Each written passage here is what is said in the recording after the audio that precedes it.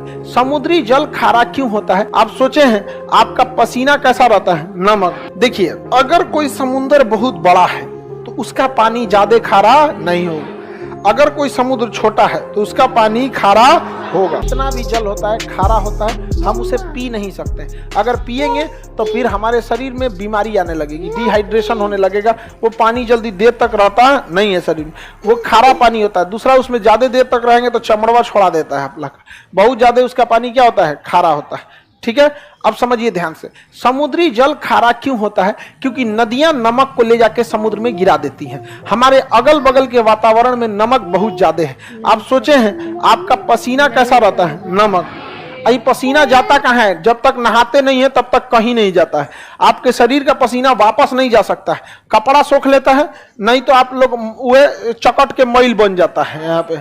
अब वो सारा का सारा पसीना जब आप नहाते हैं, हाँ जी जगमोहन, बेचारा जगमोहन को कह रहा है कि जगमोहन का पसीना महकता है। जगमोहन प्रिय विद्यार्थी है मेरा, समझ में आ गया कि नहीं आ गया?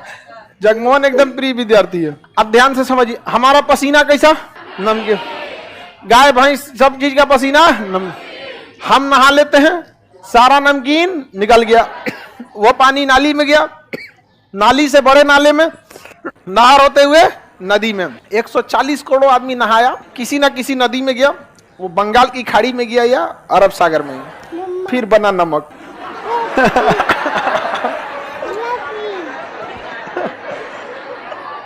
वो नमक कहाँ है?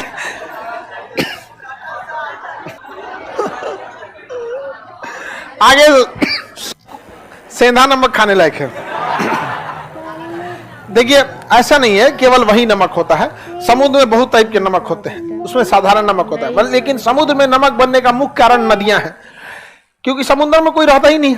इसलिए गली मोहल्ला बकोट वकोट के कहीं ना कहीं से क्या लाती हैं सर? नमक वमक लेके आते हैं, ले आके उलाट देते हैं क्या समुद्र में।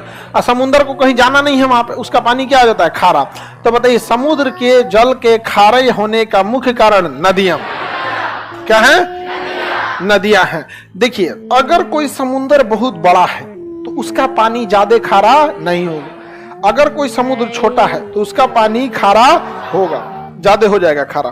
अटलांटिक महासागर का खारापन 35 है। कितना है? प्रशांत महासागर का है 31। कितना है? 30 है। कितना है? ना 31। कितना है? 31। हिंद महासागर का नहीं, इसका 36 है। हिंद महासागर का 35।